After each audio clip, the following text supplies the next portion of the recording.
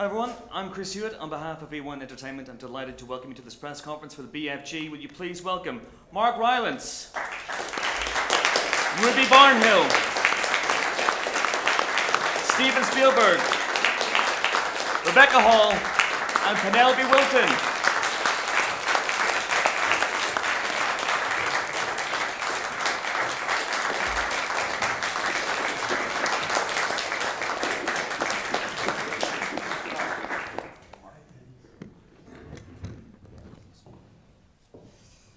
Fantastic. Welcome all. I'm going to start with a very easy question for the panel, starting with Mark and working our way down. I just want to know when this book, this amazing book by Roald Dahl, first entered your lives. Mark, I'm going to start with the BFG himself. I entered it when Stephen asked me to read a script on the first or second day of Bridge of Spies. And I didn't realize he wanted me to read it because he wanted me to be in it. I just thought he wanted my opinion, which I was very moved by the script. And then I read the book after that. So you'd managed to avoid it up until that point? I wouldn't say avoid. No, I just missed it. Yeah. And Ruby? I think, wow, that's I kind of first, all my friends have been telling me for a really long time, oh, you should read the BFG. If you like Roald Dahl, you should really read the BFG because it's a really good book. And I've been like, yeah, well, okay, maybe I will. And then I decided to audition for the BFG, and my dad was like, you've read the book, haven't you? And I went, no. And he went, well, you need to read the book. And so I read the book in preparing for my first audition, and I think that's when it kind of first came into my life. So. Okay, and Stephen, what about you? I read it to my kids. I mean, I picked it up at a bookstore, and I was more familiar with Charlie and the Chocolate Factory than I was with the BFG, but it had a great illustration on the cover. It was a little girl, and she was this big, and there was this big giant with huge ears this big, and I thought this would be a nice book to buy. I heard about it, of course, but and so I read it out loud. So I heard myself reading it about 5 years after it was published to my first child, and I started to understand why it had become so popular. And even back then, a little kernel in your brain? No. I didn't see it as a film back then. I saw it as a way to popularize myself with my own family. Excellent. And Rebecca? I read it when I was a child. It was actually the first novel, when you get beyond, like Little Duck Moves, whatever, that I read to myself. So I read it with my inside voice and my, so it was a very sort of private, personal experience, and it was definitely one of those books that I kept reading, like after lights out. I do remember trying to, want to keep finishing the story after it was time to go to bed. Oh wow, okay. And Penelope? And I read it actually I didn't read it. My daughter read it, and when she was about 9, and then I read it.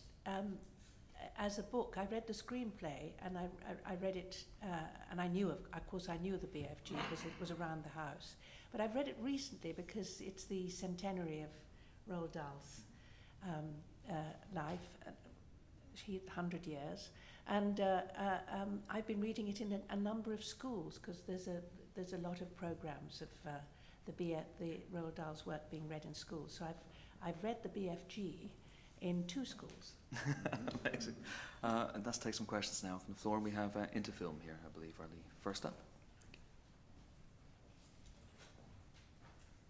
Hi, my name is Katsia, and I'm 16, and I'm an Interfilm reporter.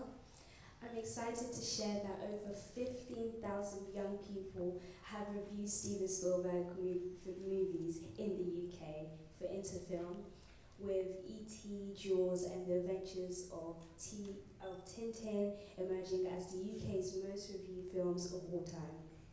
Wow. I think. Wow, that's absolutely. Thank you. Wow. Now, before I answer my question, I would just like to, it would be my pleasure just to give you a copy, a sample of all the reviews that. I would love to see it. I'll break my precedent that I don't read reviews the second they come out. but I'll be happy to take a look at it. Amazing. Thank you. Thank you so much. You're welcome. Sweet. Fantastic. What? No. So, you're often the one behind the camera creating a film, but as a film fan, Well, what I love is with everything I know about how to make a movie, or at least how to make a movie in the way I make movies, I love that I've been able to get into the habit ever since I was first starting out of suspending my disbelief like every other normal audience member and forgetting everything I know about how a film is made to be able to just let the film that someone else has made wash over me and have some impact on me. And I don't, and a lot of people ask me this question, they say, well, how do you watch movies? Don't you think about where that director's putting the camera and how it's being lit and how they're doing the special effects? And I swear I don't. And even if it's not a very good movie, I don't fall back to trying to figure out how the film was made. I just let the film, like I think a normal audience does, have its way with me.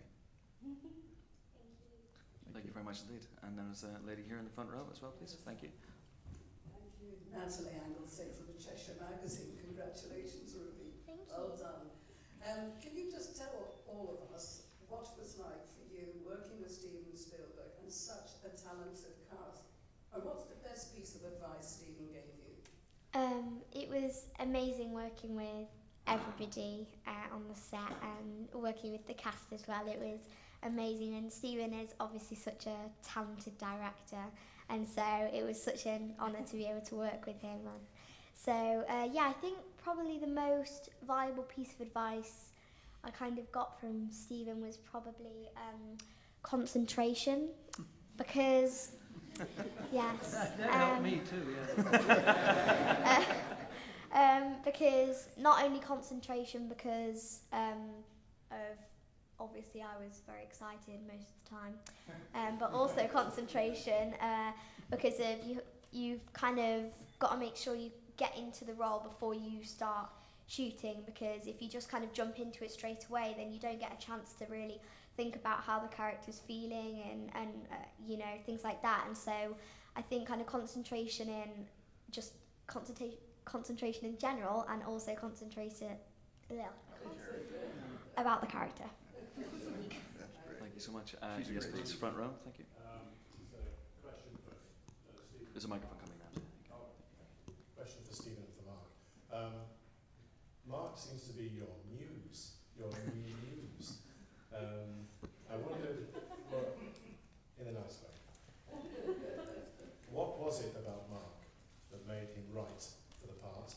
And I understand you might be working again on another movie. And Mark, what did you think that you could bring to the role, and what made you want to do it? It's very hard to, I guess, deconstruct, you know, a intuitive tickle that I get sometimes when I see somebody like Ruby after looking at hundreds of other girls between 8 and 11, and suddenly I get this intuitive tickle when Ruby comes on the screen with her audition, and I look at it and somehow the whole time stops, and I dare to even imagine, I think I might have found her. You know, you can't deconstruct that. You can't say, well, here's why. I mean, certainly Mark, I've known Mark, I certainly met Mark in the late 80s when I was casting Empire of the Sun. I've seen Mark on stage. I'm a huge admirer of him. I know he's like a liquid actor that can fill any shaped vessel and can do practically anything. But the moment that I felt he would be right for BFG quite surprised me. It happened the first day of shooting on Bridge of Spies. And I just had that intuition that there's nobody better in the world that could really pull this off other than Mark Rylance. And I offered him the part that day. Of course, Mark explained to you that he thought I was looking for his opinion on whether the script was any good. And Mark, what made you think that the role was right for you, or you were right for the role? I think what you said was, what could I bring to it? Mm-hmm. And I think increasingly, I hope that I can bring my joy in acting to it and not get tired or overcritical or too mental about things, but like little Ruby showed me every day, just to actually be there, just to turn up is 99% of it, you know. And then you think, what does that mean to be there physically, thoughtfully, hopefully soulfully. But I think more and more what I hope when I take a part is that I'll be able to bring some joy, my joy in making it. And I get that a lot with Steven, because he's so well prepared, that a lot happens in the room while we're making it. It's not like, he's not a frightened director who just says, get this now, job done, you know, do it the way it'll be safe and secure. He risks things and encourages one. One doesn't feel frightened to make a mistake in the room, and that's very helpful. Mm. Do you think that? Yeah. I would agree entirely with that, because Stephen, he casts you in the part and he trusts you as an actor. Yeah. So you feel completely free.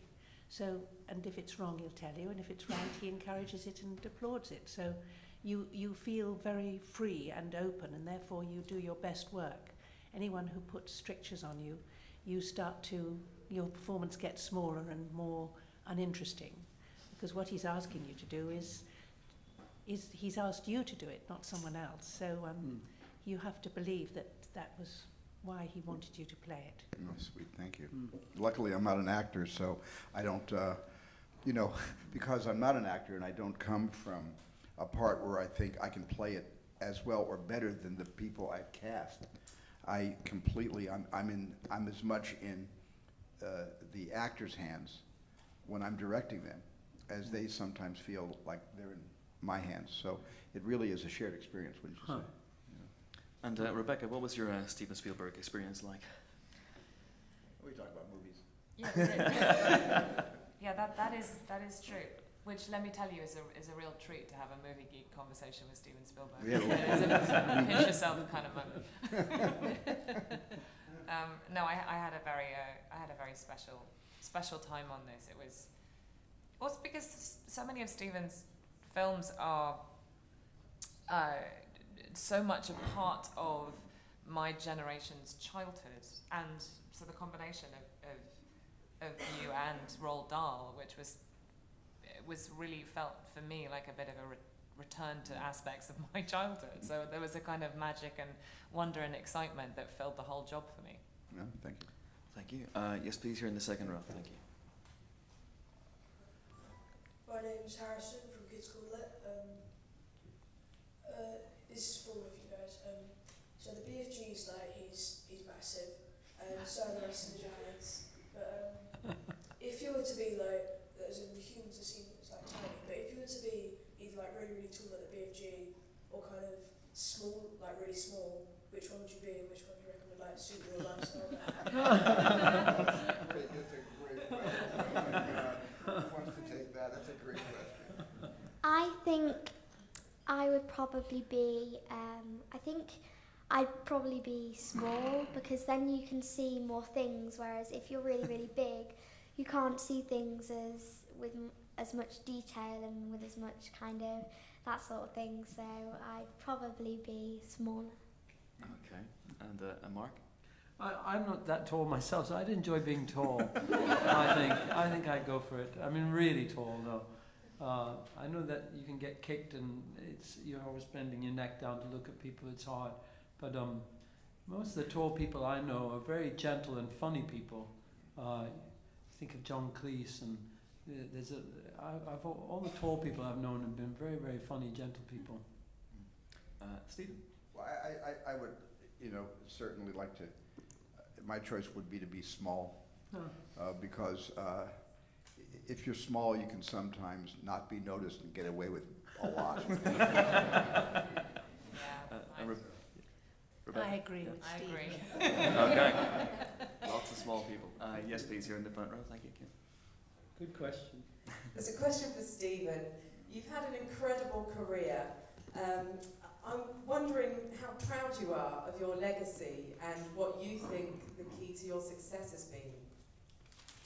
Well, I'm just proud that I've been able to, stay interested in making movies all these years.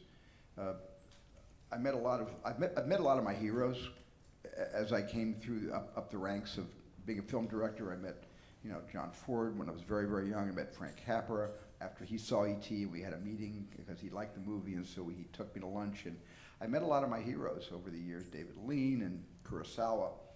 And I've seen the one thing that happens when directors get older is they still have the passion, and they still have the the determination to tell stories, but because of their age, the people who do the hiring look at you as a relic from the past. And one of the reasons I tried to DreamWorks back in 1994 was I said, I am not going to be the relic of the past. You know, if I have to hire myself, and if I have to form a studio to keep myself working, by gosh, that's exactly what I'm going to do. You know, so I'm just really happy that I get to keep working. I'm in my 70th year, I guess, and you know, I feel like I don't get tired. I should. I don't. I love what I do. I love telling stories and making movies and working with great actors. And so this is something, you know, that, you know, gets me not so much to look at myself with the word legacy, because I'm so busy now. I'm so busy looking ahead. I get a chance to look back sometimes when I'm being interviewed and we're talking movies, but I don't do it often. And so I don't really have a chance to look back and say, you know, I know the movies I've made and I know the impact it's had on people because I talk to strangers every day all around the world about some of those movies. And I'm really proud of the way people have grown up with a lot of those films. But I just tend to think that if I dwell too much on that, you know, it's going to make me sit back on my tush, and I'm not ready to do that. So you're not going to tell me you've got a favourite of your films then? No. No. That's the toughest question to answer, and the cliche answer is the true answer, because cliche and truth go hand in hand. I have 7 children. You know, I have no favorites. They're all my favorites. I would love to hear the conversation when you hire yourself. Yeah, you'd like to do the job? Or yes, fire I'm myself. Of course, it'll never come to that. Yes, please. Penelope touched on it at the beginning about the Roald Dahl Centenary Festival and going into schools. And I wondered if anyone on the panel wants to comment about the future of books and whether they actually worry about children's books with so many distractions now. I mean, people are running around Trafalgar Square trying to catch Pokemon. Do you worry that in 100 years' time we won't be celebrating the authors of today? I'm hoping we will. I mean, I noticed that when they had the Harry Potter books, the children were queuing outside the bookshops to read the Harry Potter books before the films came out. And I think reading is in schools. I mean, schools are doing a lot because actually the word is everything, because a child's imagination, it's much better to have your own imagination first, and then you can have other people's imagination. But if it's always second-hand, it's not that interesting. And children should be allowed to make up their own pictures. And I'm hoping that will, I don't think it's just hope. I think that it truly, they say that actually e-books are going out and that people are going back to bookshops more now. So I think the signs are hopeful. And actually, it's always with you. The thing that you have by yourself, which is a book, and you can pick it up and put it down, you can go back over it, is something that's very unique. And I think it has a life. Absolutely. Yes, please, here in the front row, and then we're going to go to the third row. Hi everyone, congratulations on the film. My question is to Mr. Spielberg. Roald Dahl is obviously a genius of the literary medium, and you are often consistently rightly hailed as a genius of the cinematic medium. I'm curious, with decades of brilliant work behind you and hopefully many decades ahead of you, what for you is the essence of being a director? What does it mean to be a good director? That's a great question. And if I really knew the answer to that question, a lot of new directors would be able to get jobs tomorrow. You know, I can only speak for myself, really. I like being able to. I'm a very conservative director. I have a lot of sort of ambition about my predecessors, all the geniuses that all of us, whether we know it or not, are learning from and upon whose shoulders we stand. And so I do a lot of looking back and a lot of, understanding what makes a good story. The way Hollywood used to tell good stories, starting with silent movies, when there were just a few subtitles to help you from time to time, where the visual arts were explosive and very direct, and really led you to an emotional reaction and a huge climactic ending without any words at all. And then how when films first found their voice, they all sounded like plays until Howard Hawks decided to make everybody talk faster and throw in a couple of fantastic graphic visuals and start to use composition. So my whole love for this media comes from paying attention to the past and respecting all the movies that have been made over all of these years. And that's what I say to film students when they say, how do I get a job? And I say, well, it's easy to get a job if you write, because if they buy your script, buy enough of your scripts, you can insist on directing them, or you can just take your device and go out and make a little movie. Anybody can do that today. But I also say you need to look at the old films. You know, I used to have to pay my kids $10 to watch a black and white movie. I actually bribed them. If you watch this movie, and $10 is a lot of money when they're 12 years old. If you watch Red River with me, I'll give you $10. And I had a couple of my kids start the movie, and 20 minutes later, give me my $10 back and leave the room. It's not easy. It's not easy to get us all to look back. But I continue to learn, not just from the films I'm seeing today. I continue to learn from the films that were made 70, 80 years ago. We have time for just one last question. This is gentleman in the front row who was originally meant to have the microphone. Thank you. Cheers. Question for Stephen. You've been making films now for more than 40 years. In your career, what to you has been the biggest change in how films are made? Well, I think the biggest change in how films are made today is that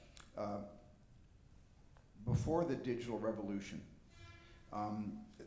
you needed to use your imagination to be able to craft an illusion that the audience would accept as real.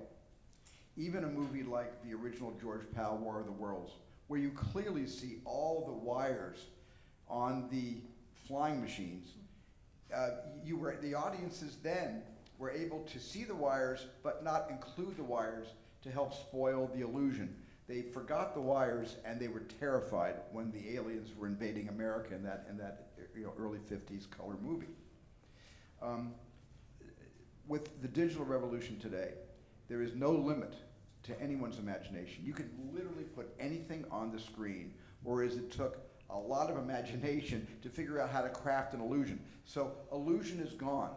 We no longer have to use practical magic to make you believe something is real, because through digital effects, it's real, and it's photoreal.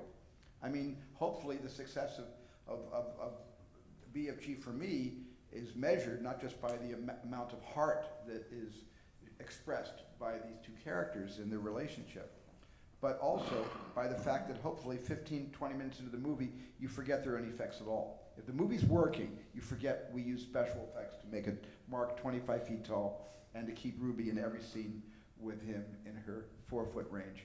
And so that's the biggest change I think that's happened. And there's pluses and minuses to that too. On that note, that's all the time we have. I'm afraid. Thank you so much for your questions. Thank you so much for coming. Thank you and very thanks, much. of course, Mark Rylance, Steven Spielberg, Rebecca Hall, and Mel Beal. Thank you so much.